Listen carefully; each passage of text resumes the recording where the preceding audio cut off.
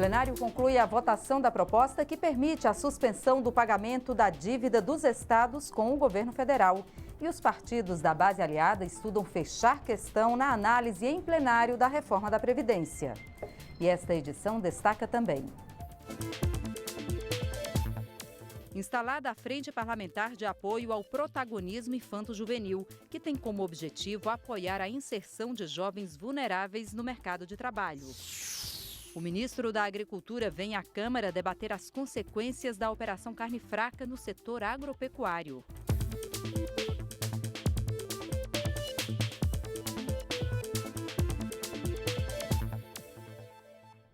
Boa noite em Brasília, 10 horas e 56 minutos. O Jornal da Câmara começa agora. O plenário concluiu hoje a votação da proposta que cria o regime de recuperação fiscal dos estados e permite a suspensão do pagamento de dívidas com a União. A gente fala agora com a repórter Dini Moraes, que está no Salão Verde e tem outras informações. Dini, boa noite. Havia tentativas aí de alguns partidos de alterarem o texto principal da proposta já aprovado pela Câmara. Foi aprovada alguma dessas mudanças? Boa noite, Jaciene. Boa noite a todos que nos acompanham agora ao vivo pela TV Câmara.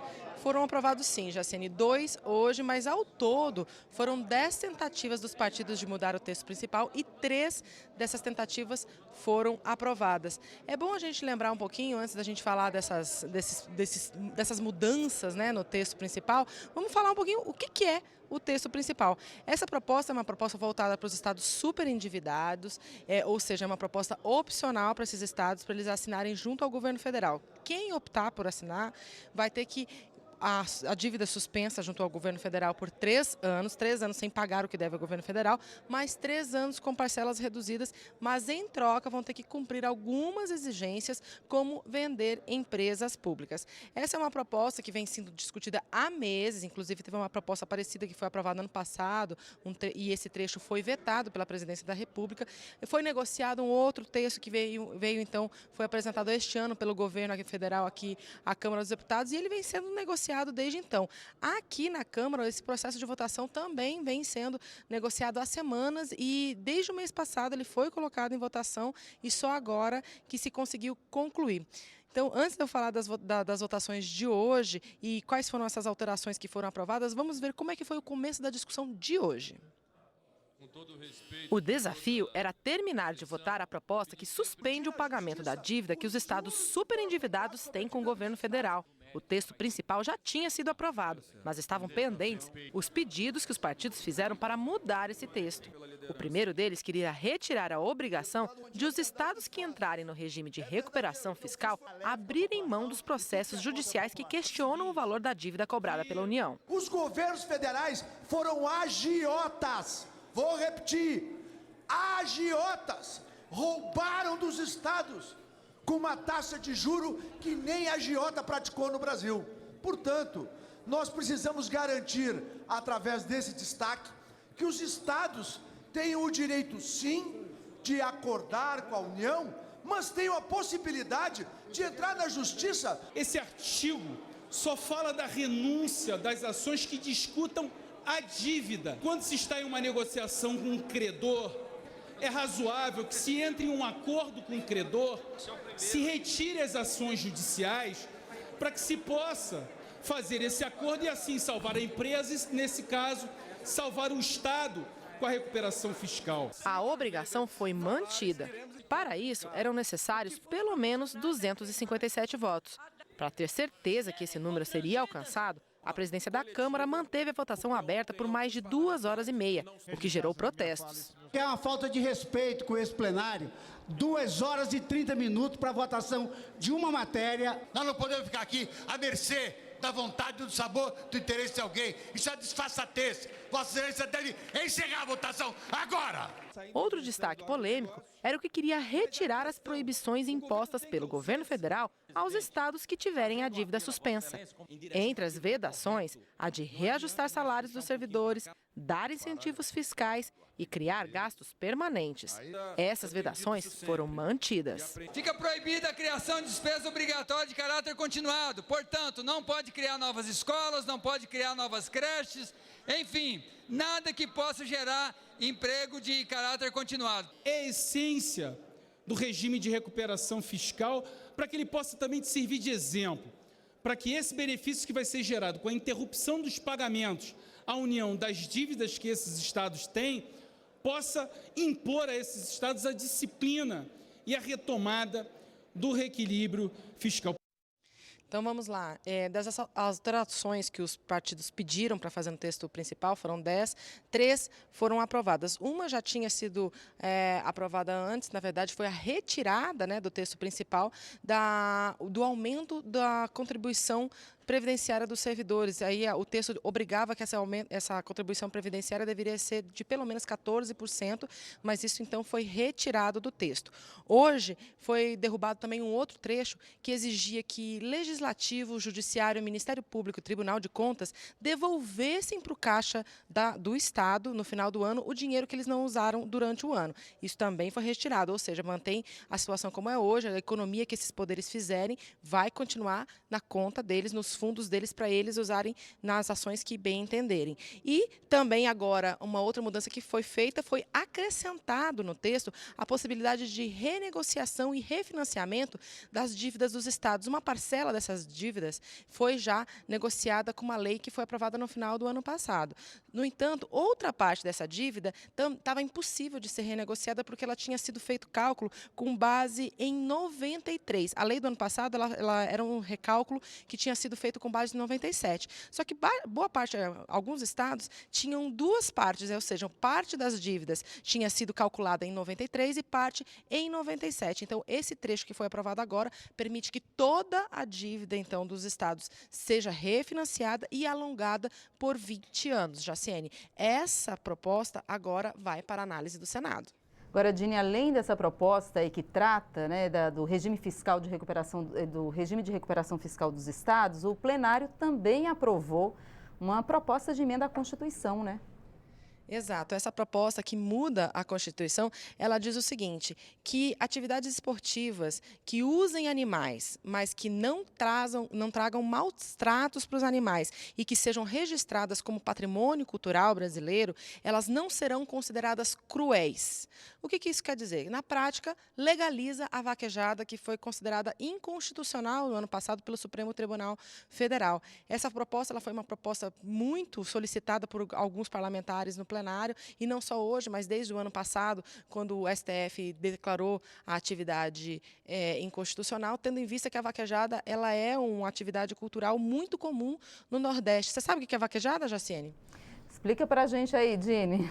Pois é, ela é muito comum no Nordeste, então é muito comum que pessoas que não venham de lá, como eu, por exemplo, que venho do Sul, não conheçam essa prática. O que é? É quando dois vaqueiros, cada um num cavalo diferente, tentam derrubar, disputam, né, a derrubada de um boi em uma arena, certo? Lá no Sul é muito conhecido como rodeio, tem provas de rodeios que são muito parecidas com a vaquejada, mas são aí atividades distintas, mas dá para lembrar aí o rodeio. Enfim, essa proposta ela foi aprovada em primeiro turno, como é uma proposta que muda a Constituição, ela precisa de 2 votações aqui no plenário da Câmara, as duas com pelo menos 308 votos favoráveis. A de hoje foi com uma larga vantagem, ela foi aprovada por 366 votos. Jaciene. Tá certo, Dini, muito obrigada pelas informações. E a reforma da Previdência agora vai ser discutida no plenário da Câmara. Lá, o governo precisa de 308 votos em cada um dos 2 turnos de votação para aprovar o texto. Entra em campo uma expressão muito comum aqui na Câmara, o fechamento de questão, que é quando um partido determina que todos os seus deputados irão votar de uma determinada maneira, sob pena de sofrerem sanções que podem chegar à expulsão da legenda. Os partidos da base de apoio ao governo estão considerando fechar questão. O deputado Carlos Maru, que presidiu a Comissão da Reforma da Previdência, comentou o assunto. Nós estamos falando de uma proposta, de um projeto qualquer, é uma questão basilar para o governo, e quem é governo deve estar alinhado com ela. Por isso eu sou favorável ao fechamento de questão e que o PMDB deu exemplo. Aprovada ontem pela Comissão Especial, a reforma da Previdência ainda não tem data para ser votada no plenário. O presidente da Câmara, deputado Rodrigo Maia, disse hoje que outros pontos da pauta serão votados antes, como a proposta que pretende viabilizar o fim da chamada guerra fiscal entre os estados. Tem que votar as medidas provisórias, temos que votar com validação dos incentivos fiscais na terça-feira. Depois que a gente superar essas pautas, a gente vai pensar na data da reforma da Previdência. A Comissão Especial da Reforma Política realizou uma audiência pública nesta quarta-feira com representantes do TSE, o Tribunal Superior Eleitoral. Em debate, o sistema eleitoral e o financiamento de campanhas, temas do terceiro e último relatório parcial da reforma política.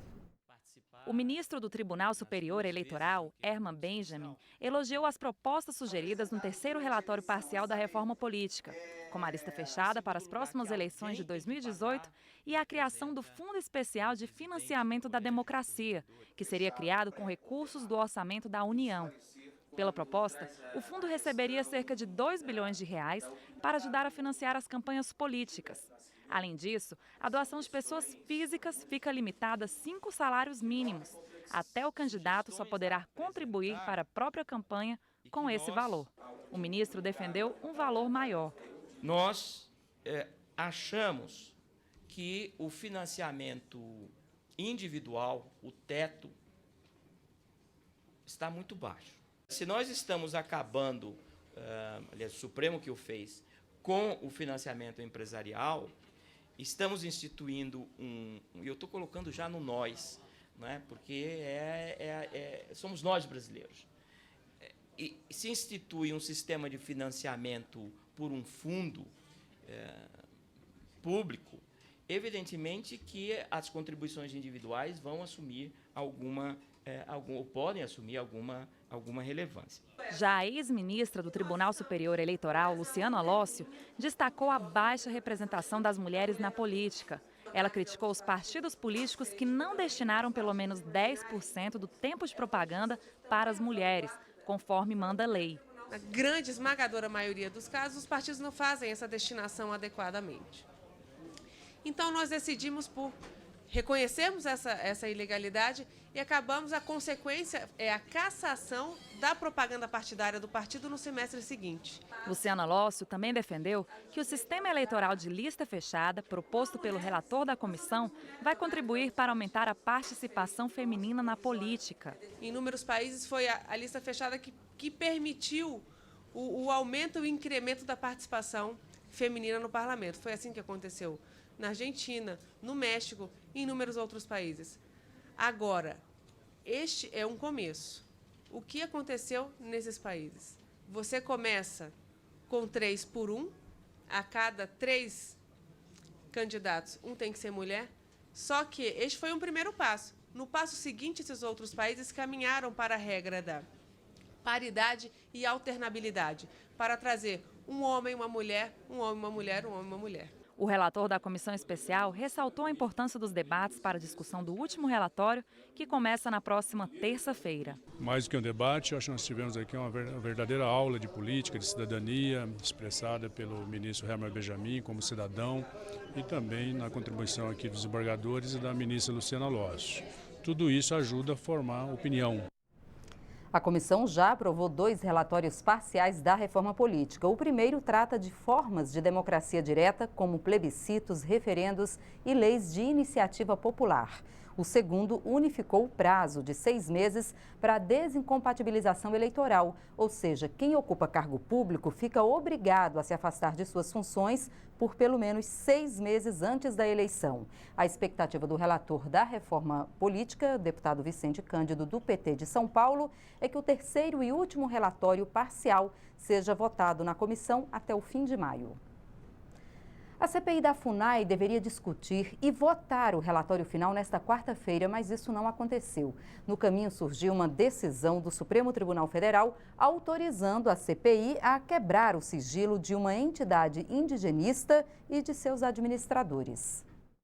A sessão estava marcada para as 9 da manhã.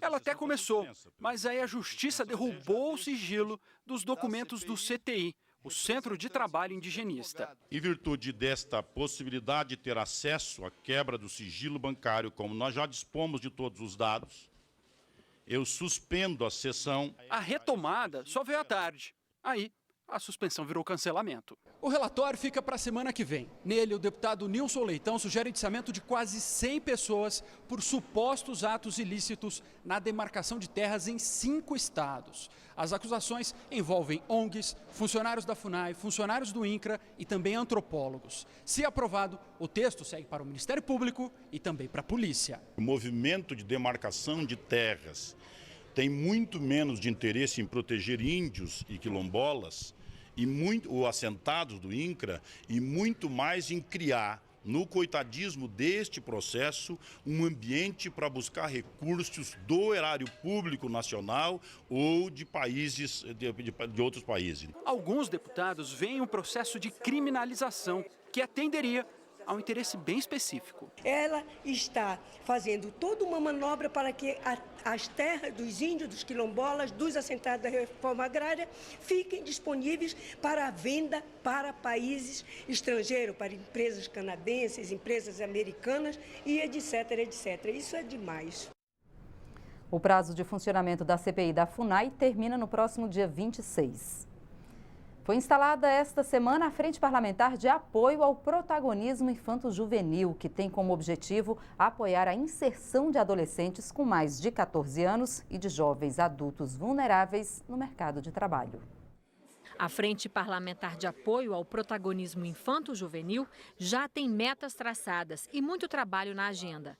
Além de colocar em pauta os projetos de lei que defendem os direitos do jovem vulnerável, o presidente da frente quer valorizar a relação com entidades de suporte. Nós vamos estar entrando em contato com as entidades, com todas as fundações, todas aquelas pessoas que lidam com esse jovem vulnerável, para que nós possamos dar a ele um suporte no que diz respeito à profissionalização dele. Porque nós sabemos que um jovem que estuda, que tem a sua família, tem todo o amparo legal de um cidadão, para ele já é difícil a inserção dele no universo do mundo do trabalho.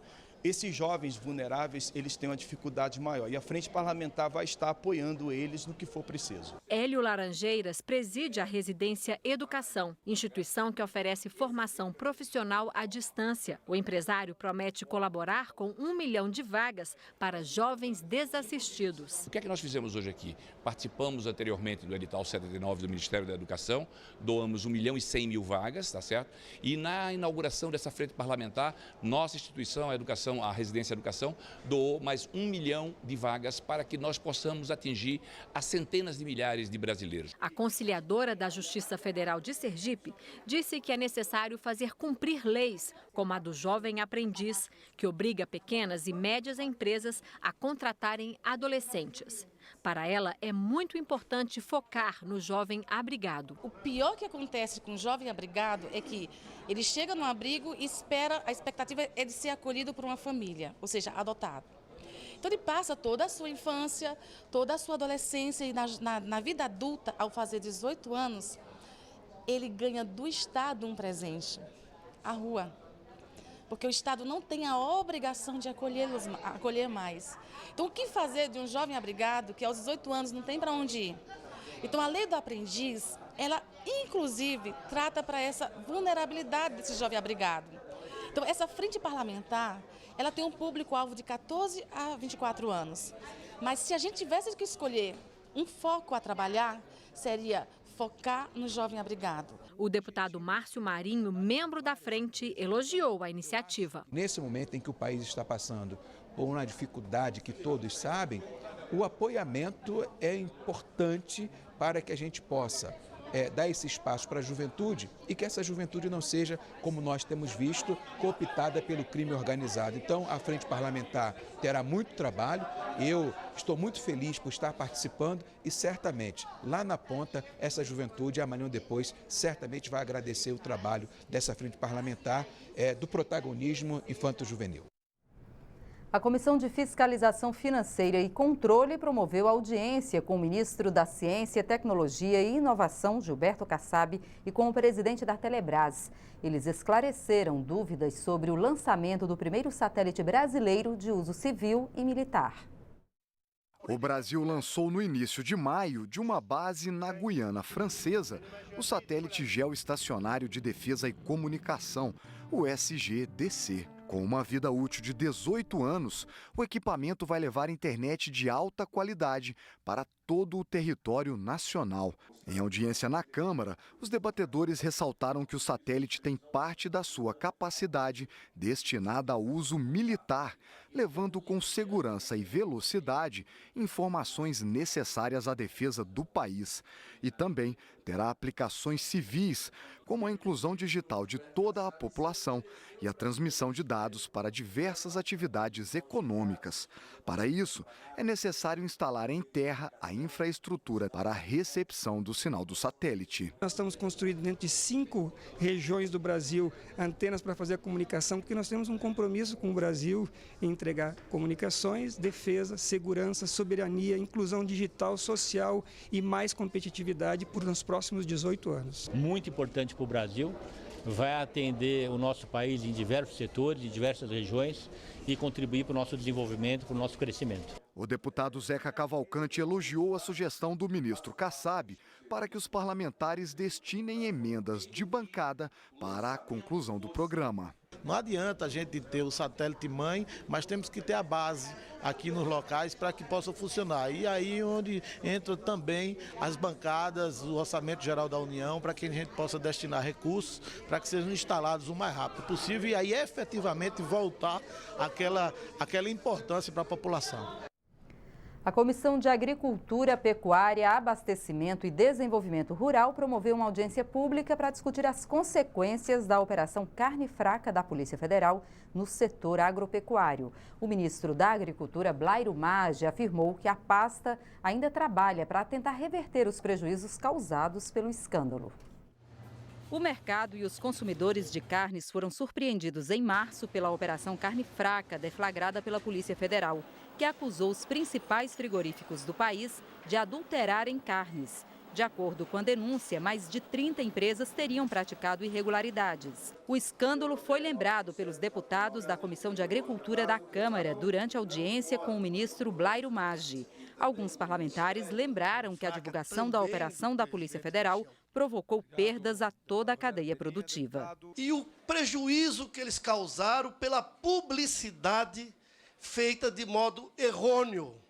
A publicidade para promover, sei lá, a instituição, as suas atividades, com prejuízo de todo um setor, prejuízo irreparável. O ministro da Agricultura disse que não é possível calcular a medida exata do prejuízo causado pela Operação Carne Fraca, mas o governo agiu rápido para evitar a perda de mercado consumidor.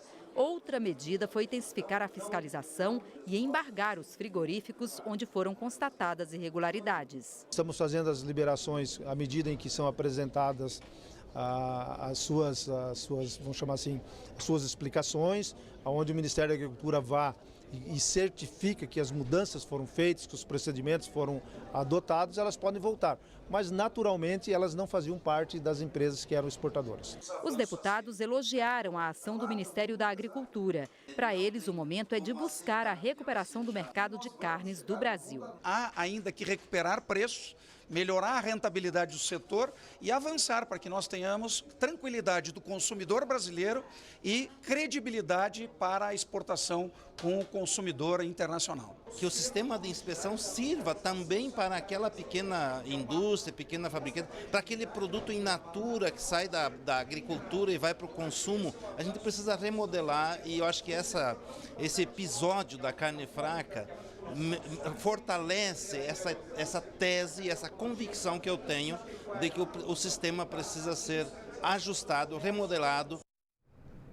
A Câmara está promovendo um seminário internacional sobre privacidade e proteção de dados pessoais. Representantes dos governos de diversos países debateram o tema. O encontro foi feito na comissão que discute um projeto de lei sobre a preservação de informações na internet.